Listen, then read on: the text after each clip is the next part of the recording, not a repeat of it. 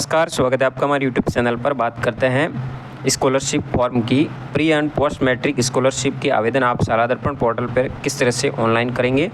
इसके लिए आपको सबसे पहले बीएसपी यानी बेनिफिशियरी स्कीम पोर्टल शाला दर्पण लॉगिन के ऊपर आपको खोलना होगा। तो गूगल क्रोम को ओपन करके बीएसपी पोर्टल टाइप करेंगे। जैसा कि आप स्क्रीन पे देख रहे होंगे, यहाँ बीएसपी पोर्टल टाइप करने पर सबसे ऊपर आपको शो होगा जिसमें लिखा गया शाला दर्पण बेनिफिशियरी पोर्टल स्कीम राजस्थान। तो इसको ओपन करेंगे। जैसे आप इस पर क्लिक करोगे आपके सामने इस तरह से पेज ओपन होगा। यहाँ पे स्कूल ऑफिस लॉगिन का ऑप्शन दिख रहा है, इसके ऊपर आपको क्लिक करना है।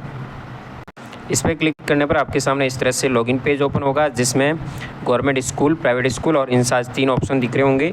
गवर्नमेंट स्कूल लॉगिन करनी है तो आपको अपने स्कूल की शाला दर्पण आईडी और पासवर्ड के द्वारा लॉगिन कर सकते हैं, जिसमें केवल आप आवेदन की स्थिति देख सकते हैं।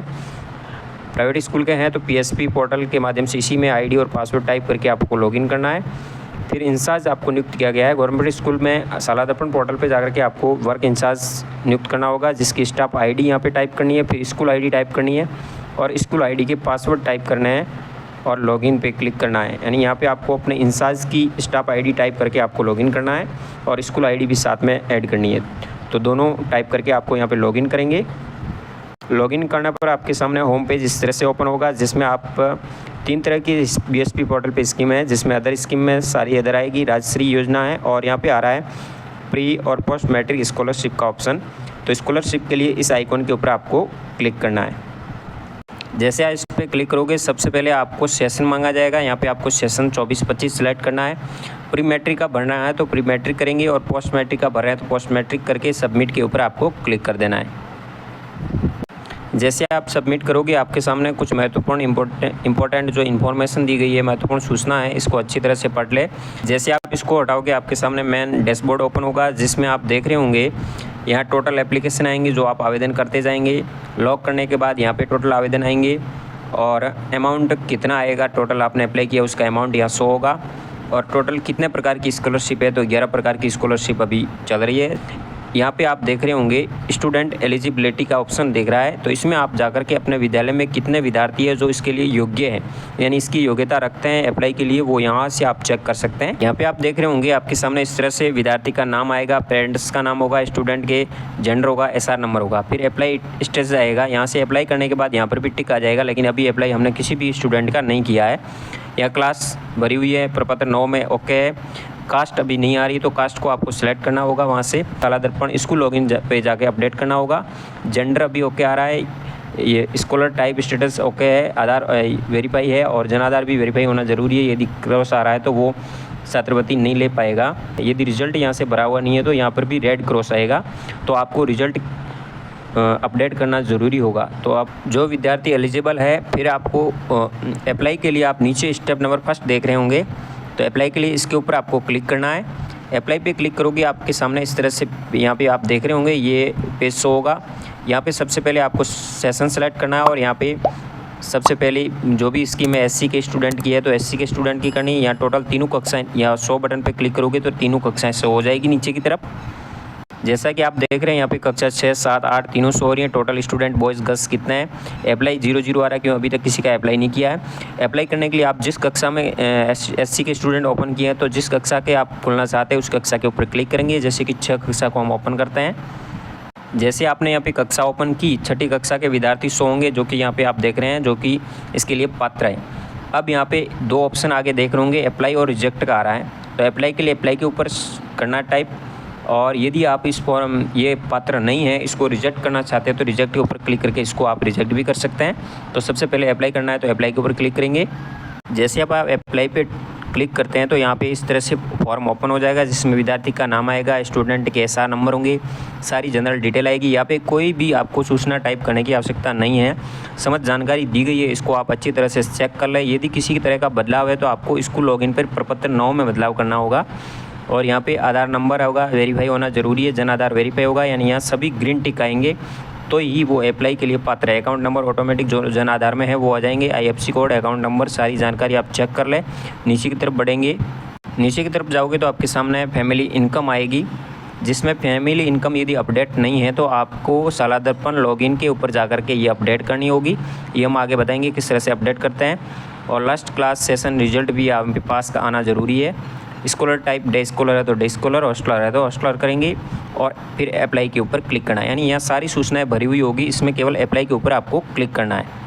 जैसे आप अप्लाई पे क्लिक करोगे अप्लाइड सक्सेसफुली का आ जाएगा, आपको यहाँ पे ओके बटन पे क्लिक कर देना है तो उस स्टूडेंट का फॉर्म अप्लाई हो जाएगा।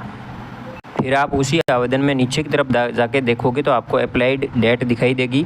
जैसा कि आप यहाँ देख रहे होंगे, यहाँ डेट शो हो रही है जिस डेट को आपने उसको अप्लाई किया है और कितना अमाउंट दे वो यहाँ शो हो रहा है और यहाँ पे आपको इनकम अपडेट करनी है। तो इस तरह से आप अप्लाई करेंगे। अप्लाई करने के बाद आपको फॉर्म को वेरीफाई करना है। तो स्टेप 2 नंबर में जाएंगे वेरीफाई के लिए।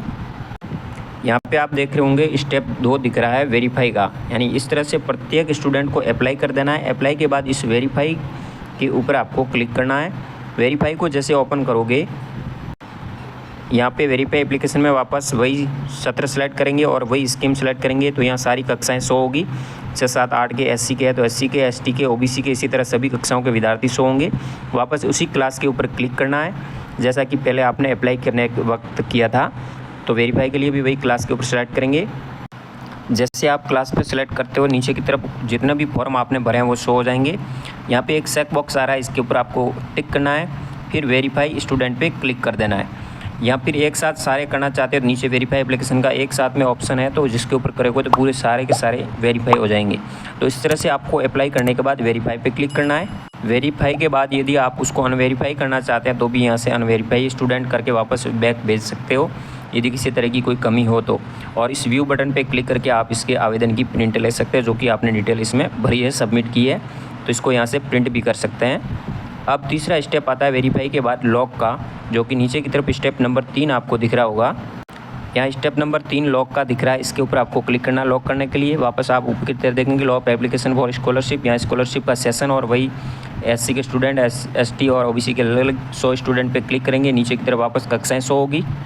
आपने जितने भी आवेदन भरे हैं वो सारी लिस्ट, जैसे कि क्लास 6 पे सेलेक्ट किया तो 100 के पूरे एप्लीकेशन आएंगे और नीचे की तरफ फाइनल लॉक एप्लीकेशन का ऑप्शन आएगा। तो लॉक करने के लिए फाइनल लॉक के ऊपर क्लिक करेंगे तो सारे फॉर्म लॉक हो जाएंगे।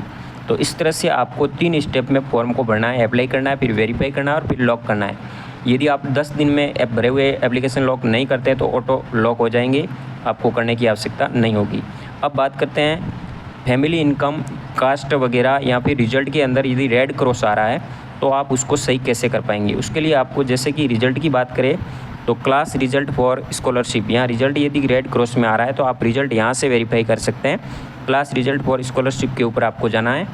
इसके अंदर आप जाओगे तब आपके सामने सेशन और यहाँ से आपको जिस कक्षा के विद्यार्थियों को 6ठी का, 7वीं का, 8वीं का, तीनों में से जिसका भी करना है या फिर आगे 9वीं 10वीं किसी का भी करना है, यहाँ से क्लास सेलेक्ट करनी है और 100 बटन पे क्लिक करना है। यदि किसी विद्यार्थी का रिजल्ट यहाँ पे नहीं भरा गया है तो यहाँ पे 100 बटन पे करोगे तो आपके विद्यार्थी का रिजल्ट बाकी है तो नीचे डाटा शो हो जाएंगे, वरना नो रिकॉर्ड फाउंड आएगा।